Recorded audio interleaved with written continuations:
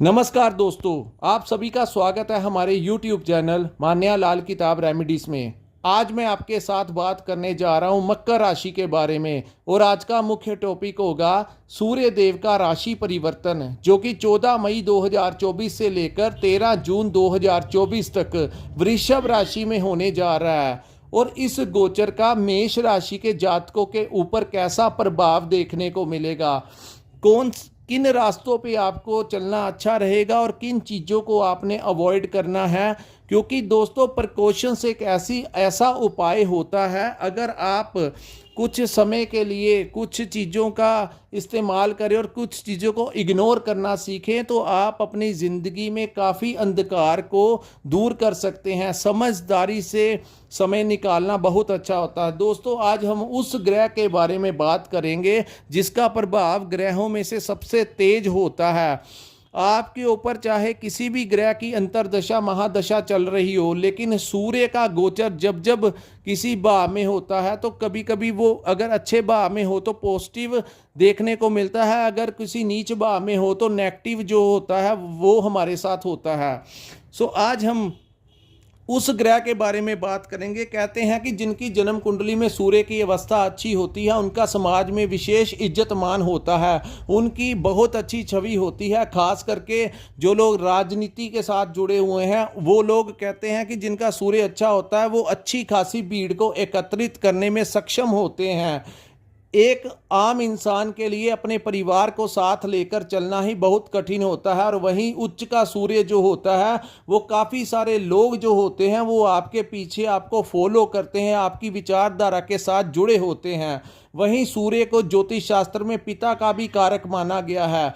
पिता को लंबी आयु, उनकी अच्छी सेहत, उनको सरकार द्वारा मान सम्मान, उनको सरकारी नौकरी या कोई अच्छा रुतबा जो है वो उच्च का सूर्य ही दिलाता है और उनको पिता से कोई बड़ा लाभ भी दिलाता है। और वहीं मैं बात करूं जिनका सूर्य अच्छा नहीं होता, किसी नीच भाव में बैठा होता है, वो चाहे लोगों के लिए कितना भी कर लें उनको कभी भी पॉजिटिव रिस्पॉन्स नहीं मिलता। पीठ पीछे लोग उनकी बुराई ही करते हैं। अगर उनकी कुंडली में दूसरे ग्रहों की अवस्था अच्छी है, उनके पास धन भी है, कुछ सब कुछ है, लेकिन उनकी छवि जो होती है वो समाज में अच्छी नहीं मानी गई। आपने देखा ही होगा अपने समाज में कुछ ऐसे लोग होते हैं जिनका इज्जत मान बहुत होता है, लेकिन कुछ ऐसे भी लोग होते हैं जिनके बारे में लोग अच्छा नहीं समझते। उनके साथ कोई अगर रिश्ता भी रखता है तो वो भी अपने मतलब का ही रखता है। आज हम बात करेंगे कि मकर राशि के किस भाव में ये गोचर होगा और आपके लिए कैसा रहेगा। दोस्तों, ये जो सामने कुंडली बनाई है ये आपकी चंद्र राशि के अनुसार है और जैसे जैसे चंद्र राशि के हिसाब से ग्रहों का गोचर होता है वैसा वैसा प्रभाव हमारी जिंदगी में देखने को मिलता है। जहां पर 10 नंबर लिखा है ये आपकी मकर राशि है और जहां पर ये 5 नंबर लिखा है ये अष्टम भाव है। और अष्टम भाव जो होता है वो गुप्त रहस्यों का, गुप्त विद्याओं का, रिसर्च का भाव होता है और रिसर्च के भाव का जो स्वामी है वो आपके पंचम भाव में गोचर करेगा। दोस्तों, पंचम भाव का संबंध संतान के साथ होता है, पंचम भाव का संबंध हमारी बुद्धि और विवेक के साथ होता है, हमारे करियर के साथ होता है, हमारे सुखों का भाव होता है। इस भाव में हालांकि सूर्य देव पंचम भाव के ही स्वामी हैं, लेकिन पंचम भाव में कुछ जैसे यहाँ पर जो व्यापारी लोग होंगे उनको विशेष लाभ देखने को मिलेगा, क्योंकि यहाँ से जो दृष्टि सूर्य देव की सप्तम दृष्टि जो सीधी लाभ भाव के ऊपर पड़ेगी तो व्यापार में लाभ होता हुआ दिखाई दे रहा है। लेकिन व्यापारियों के लिए मैं कुछ प्रिकॉशंस बताने जा रहा हूँ। दोस्तों, यहाँ पर आपने किसी भी प्रकार से शेयर मार्केट में इन्वेस्ट नहीं करना। यहाँ पर कोई नया इन्वेस्टमेंट, कोई चाहे आपको जितना मर्जी लालच दे ले, जब तक सूर्य पंचम भाव में रहेंगे तब तक आपने कोई नया इन्वेस्टमेंट नहीं करना, नहीं तो आपको आर्थिक चुनौतियों का सामना करना पड़ेगा। रियल स्टेट में, शेयर मार्केट में ऐसे आपने इन्वेस्टमेंट नहीं करना जिससे कोई रिस्क वाला काम हो, तो वो आपने नहीं करना। वहीं मैं बात करता हूं संतान भाव से। यहां पर आपके संतान की हेल्थ को लेकर थोड़ी समस्या आ सकती है, क्योंकि अग्नि तत्व का ग्रह जब वहां पर बैठेगा तो हेल्थ को लेकर कुछ ना कुछ प्रॉब्लम क्रिएट कर सकता है वो भी आपकी संतान से संबंधित। वहीं मैं आपको बताऊंगा जो गर्भवती महिलाएं हैं, जिन्होंने बेबी प्लान किया, जो प्रेग्नेंट लेडीज़ हैं, उनको विशेष तौर पर अपने गर्भ का, अपनी प्रेगनेंसी का ध्यान रखना होगा, अपनी हेल्थ का ध्यान रखना होगा। खास करके ट्रैवलिंग के समय या सीढ़ियाँ उतरते कैसे भी करके आपने बड़े तरीके से संभल कर ये महीना निकालना है, अन्यथा गर्भ के ऊपर असर जो होता है वो नेगेटिव डालने की कोशिश यहाँ पर सूर्यदेव कर सकते हैं। वही मैं जो लोग नौकरी करते हैं दोस्तों, वहाँ पर उच्च अधिकारियों के साथ किसी भी बात को लेकर अनबन हो सकती है और आपकी वाणी जो होगी वहाँ पर कठोर होती हुई दिखाई दे रही है। यहाँ पर मैं आपको गाइड करूँगा कि आपने किसी भी प्रकार की, चाहे आप गवर्नमेंट जॉब करते हैं चाहे आप प्राइवेट सेक्टर में हैं, किसी भी प्रकार के अपने सीनियर्स के साथ कि आपने अपनी जो बात करते हुए कठोर वाणी का इस्तेमाल नहीं करना। अपनी लैंग्वेज के ऊपर ध्यान दीजिए, क्योंकि अग्नि तत्व का ग्रह सूर्य का प्रभाव इतना तेज होता है कि ये एक ऐसी एनर्जी है जो हर एक इंसान संभाल नहीं सकता।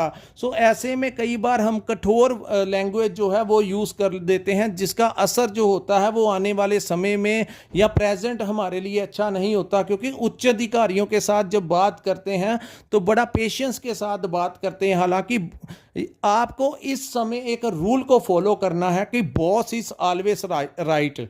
ये एक जिंदगी का रूल है। बॉस ने जैसा कह दिया, चाहे वो जो भी है, आपने इसी चीज़ को फॉलो करना है और उसके बाद उसमें इंटरफेयर नहीं करना। अपने बुद्धि और विवेक का इस्तेमाल इस समय मत कीजिए कि मैं जो कह रहा हूँ वो ठीक है। जैसा सीनियर्स ने बोल दिया आपने उसी तरीके से ही कार्य करना है जो आपके लिए उचित रहेगा। अगर आपने उसके एंटी चलकर उनकी किसी बात का आपने रिप्लाई कर दिया, गुस्से में आकर एक्शन का रिएक्शन कर दिया, तो वो आपके लिए नेगेटिव रिजल्ट जो है इसी महीने में ही आपको बता देगा। सो ये प्रिकॉशन से एक बहुत बड़ा उपाय होता है। ये समय पर जो लोग तरीके से निकल जाते हैं, समय पर निकल जाते हैं, संभल कर निकल जाते हैं, वो अपने करियर में ऊंचाइयों तक पहुंच जाते हैं। लेकिन जो लोग समय को संभालना नहीं जानते, उन लोगों के लिए बहुत ज़्यादा कठिन समय आता है ज़िंदगी में। सो दोस्तों, ये समय जो है वो निकल जाएगा। सो प्रिकॉशंस यही यूज़ करनी है जो मैंने आपको व्यापार में भी बता दिया, और जो लोग प्रेग्नेंट हैं, आपके बच्चों के लिए भी मैंने बता दिया।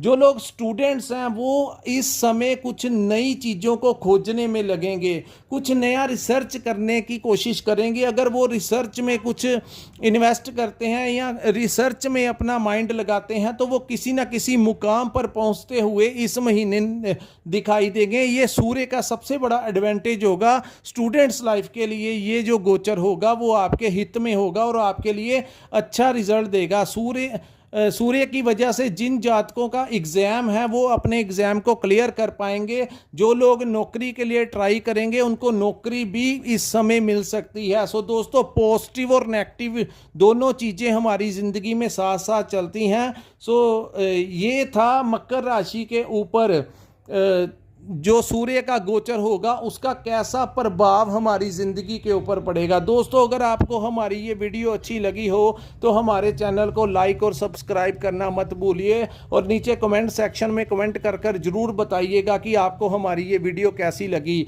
बहुत मेहनत से और बड़े एनालिसिस करके ही हम आपके लिए वीडियो अपलोड करते हैं। सो जब आप हमें कमेंट करके बताते हैं तो हमें हमारी मेहनत का फल मिल जाता है। जिन जातकों ने अपनी कुंडली का विश्लेषण करवाना होगा तो स्क्रीन के ऊपर एक नंबर शो हो रहा है, वहां पर आप हमारे साथ संपर्क कर अपनी कुंडली का पूर्ण विश्लेषण करवा सकते हैं। यहीं पे हम अपनी वीडियो को विराम लगाते हैं। नमस्कार, जय माता दी।